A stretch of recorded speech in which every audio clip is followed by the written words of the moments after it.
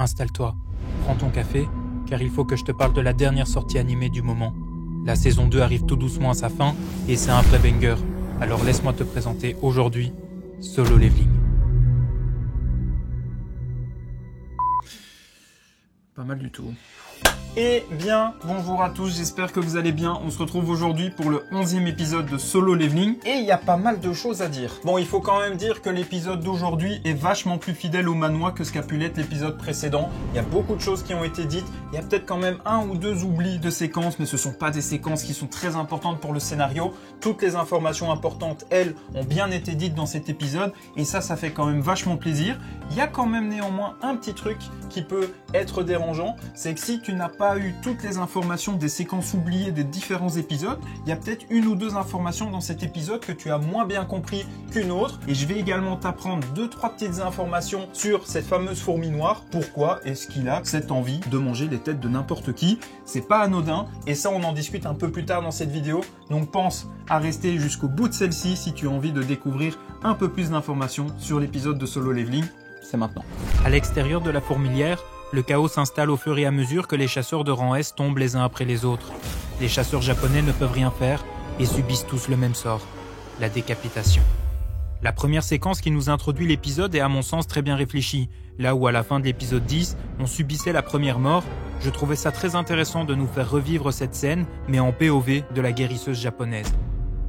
D'un point de vue univers sonore, je trouve que ça a été conceptualisé et réfléchi tout à fait différemment des autres épisodes.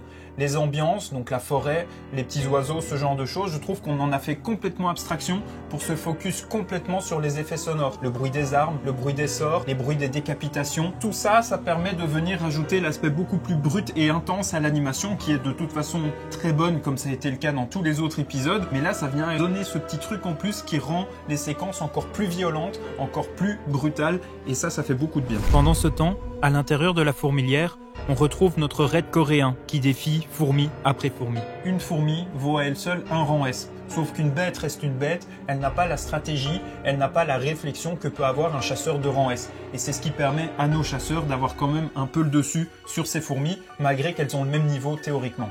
D'autant qu'ils reçoivent le soutien de Min, qui leur donne un buff considérable leur permettant de faire davantage de dégâts qu'en situation normale.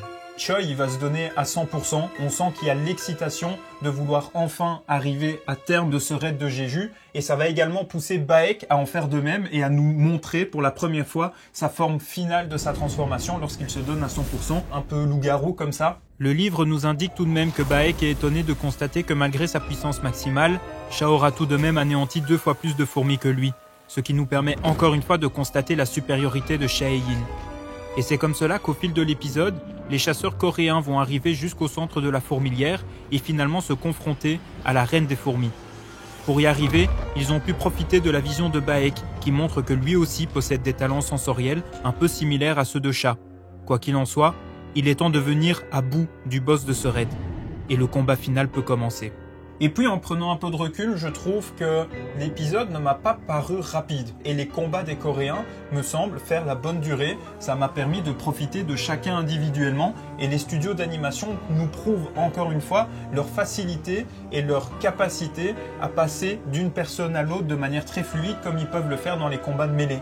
Ils l'avaient fait avec Jinwoo lorsqu'il se battait avec ses ombres, où on pouvait profiter de chacune de ses ombres individuellement. Ici, ils réitèrent l'expérience avec l'ensemble de tous ces chasseurs coréens, où on peut voir un peu ce que chacun fait et quels sont leurs talents individuels. Et ça, pour moi, c'est une réussite. Tous ces combats nous montrent une énième fois que nos chasseurs rang S coréens n'ont pas à rougir des chasseurs japonais et s'en sortent même très bien. Ce qui n'est pas forcément le cas des chasseurs à l'extérieur. En effet, l'intrigue autour des chasseurs japonais réside dans le premier massacre au début de l'épisode. Une autre équipe décide de se rendre au dernier contact émis par leurs coéquipiers pour découvrir ce qui leur est arrivé. Seulement, ils ont l'arrogance de penser qu'il s'agit juste d'un problème de connexion et n'imaginent pas un instant qu'il peut simplement s'agir de leur mort. Et c'est pourquoi, à l'arrivée de la seconde équipe sur les lieux du massacre, le scénario il se répète. Et alors, si tu te rappelles bien, ce fameux chasseur japonais avec les cheveux blancs qui se met à terre et commence à vomir, c'est un chasseur que je t'avais présenté dans une des reviews précédentes. Il a les mêmes talents sensoriels que Shae-in, sauf que les siens semblent un tout petit peu plus développés que ceux de Cha, parce que lui, il a clairement besoin d'un masque respiratoire pour pouvoir supporter l'odeur des autres chasseurs et des monstres autour de lui, là où Sha arrive en tout cas, elle, à se contenter d'un mouchoir devant son nez pour calmer un petit peu les odeurs. Le chasseur, il sent une odeur qu'il n'avait jamais ressentie jusqu'à présent et ça le dégoûte énormément, et plus cette odeur est forte, plus son propriétaire est puissant. Et donc c'est pour ça qu'en fait à la fin, il va décider de faire ce fameux mur de glace pour se protéger lui et son coéquipier. Et on connaît la conclusion. De leur côté, le raid contre la reine se poursuit, et l'union de tous nos chasseurs permet de mettre fin au combat avec cette magnifique animation sur Sha et Yin qui conclut ce combat avec grâce et efficacité. Mais ils n'ont pas le temps de se réjouir, Baek s'en était d'ailleurs rendu compte. Mais à la fin du combat, lorsque la reine a compris qu'elle n'y arriverait pas seule, elle a poussé un dernier cri. Ce cri aura pour but de rappeler l'ensemble de son armée pour venir la protéger, ou du moins la venger. Mais nous, on sait que cet appel n'est pas forcément destiné à l'ensemble de l'essaim des fourmis de son armée pour venir la protéger. On sait que le message, il est peut-être plutôt destiné à lui. Sha se rend tout de suite compte de son odeur. Tous les chasseurs restent figés et d'effroi par l'aura qu'il dégage. Il ne se sent tellement pas en danger qu'il ignore tous ses chasseurs pour aller voir ce qu'il est arrivé à sa reine.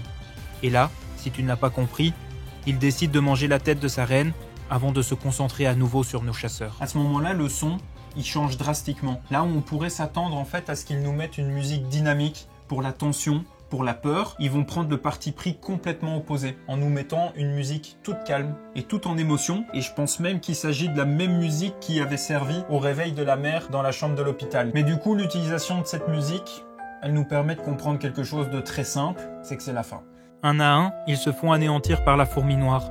Sha est projeté sur le mur, le tank se voit être démembré, Baek est entaillé de partout, idem pour Choi, et l'archer est impuissant avec ses flèches et se fait lui aussi aplatir au sol. Seulement, encore une fois, ils ont Min. Et Min, on l'aura pas vu beaucoup, mais je l'aime vraiment bien. Il est génial. Dissimulé grâce à son pouvoir d'invisibilité, il aura été d'un immense soutien à son équipe tout au long de ce raid. Et encore une fois, sa participation aura été décisive, car grâce à lui, toutes les blessures que l'on vient de voir semblent oubliées. Le tank revient soigné, mais va se faire immédiatement malmener. Avec peut-être une petite référence à Hulk et Loki dans Avengers 1 d'ailleurs. Ce qui n'empêche que Min n'aura malheureusement pas le temps de soigner toute son équipe, car il remarquera avec effroi que la fourmi n'a aucun problème à le détecter. Et aussitôt fait, nous nous retrouvons à sa place pour découvrir ce bras tranchant traverser notre poitrine. Et encore une fois, cette fourmi fétichiste des têtes va en faire qu'une bouchée. Non, plus sérieusement, l'épisode n'est peut-être pas assez explicite, mais on peut quand même comprendre certaines choses. Car lorsque Baek se retrouve étranglé par la fourmi, il entend Min lui supplier de fuir, et il ressent même sa conscience dans le corps de ce monstre. Le livre, lui, va se montrer beaucoup plus explicite. En fait, sa manie de décapiter ses victimes, de manger leur tête et même de manger la tête de sa reine, ça a un but bien précis. C'est un petit peu comme le pouvoir de Boo dans Dragon Ball. En ingérant la tête de ses victimes, en ingérant leur cerveau, il va récupérer leurs capacités, c'est-à-dire leur pouvoir, la conscience et les souvenirs. Et donc, d'une certaine manière, c'est très dangereux. Parce que cette fourmi, elle est déjà beaucoup plus puissante que les autres. Elle peut continuellement gagner en niveau à force de battre ses adversaires. Et c'est un petit peu le contre idéal à Jinwoo, qui lui aussi est capable de gagner en puissance avec le système. Donc, en ingérant la tête de Min, on peut en déduire qu'il est capable maintenant de se guérir beaucoup plus facilement, de peut-être devenir invisible et de se faire aussi des buffs pour augmenter ses capacités physiques. Donc c'est très dangereux. Heureusement pour eux, la fourmi préfère appliquer le dicton œil pour œil, tête pour tête, et décide de s'en prendre à leur roi, c'est-à-dire leur chasseur le plus puissant. Il ressent ainsi rapidement la puissance de Goto et se dépêche de le retrouver, laissant agoniser nos chasseurs coréens. À l'extérieur, Goto découvre le champ de bataille sur lequel sont morts ses coéquipiers. Ils se retrouvent d'ailleurs au téléphone avec leur président japonais, et c'est d'ailleurs la première fois dans l'anime que l'on découvre les intentions cachées du Japon à l'égard de l'aide apportée au raid de Jeju. J'avais pu vous en parler il y a maintenant quelques reviews, mais le but premier de Goto, c'est de gagner le rang nation. Et ce qui l'empêche actuellement d'être rang nation, c'est de pouvoir exterminer un raid de rang S. Et donc c'est l'occasion pour lui de pouvoir enfin passer au rang supérieur. Son but était de pouvoir gagner ce rang nation sans prendre beaucoup de risques avec ses coéquipiers. C'est pourquoi il était question que ce soit les Coréens qui rentrent directement dans la gueule du loup, c'est-à-dire la fourmilière, pendant que les Japonais s'occupent de faire des rondes tout autour. Le président, il est réjoui d'apprendre que le raid se passe pas forcément comme il faut et que là, les Coréens, ils vont se retrouver complètement coincés avec toutes les fourmis qui re-rentrent dans la fourmilière. Ils demandent même au final à Goto de battre en retraite pour qu'ils aient un petit peu le rôle de héros survivants du raid de Jeju, là où au final, ils vont profiter d'une pierre deux coups, de se dire que la Corée leur aura permis de gagner le rang nation pour Goto, mais en plus de ça, eux, ils auront perdu une quantité de chasseurs énorme, ce qui fera considérablement diminuer la puissance militaire de la Corée face au Japon et donc affaiblir un pays étranger qui pourrait être une menace pour eux aussi. Seulement, la fourmi en aura décidé autrement, et l'affrontement entre nos deux rois peut commencer. Si tu t'attends à un combat mémorable, je te propose de revoir ces quelques séquences de la fin de l'épisode qui, à mon sens, sont assez explicites pour te montrer quelle est l'issue du combat. Mais à ce moment-là, ça nous prouve que Goto avait bel et bien ressenti la pression de la mort, l'aura, lors de son combat contre Jinwoo. Et ça aussi, ça vous laisse un petit peu présager quel est l'avenir de Goto. Et c'est d'ailleurs comme cela que l'épisode se terminera. Les ombres dissimulées dans celles des chasseurs coréens finiront par se manifester lorsque nos chasseurs n'auront plus aucune chance de s'en sortir. Il n'y a plus aucune possibilité de victoire, du moins si Jinwoo ne se décide pas à intervenir en personne dès maintenant.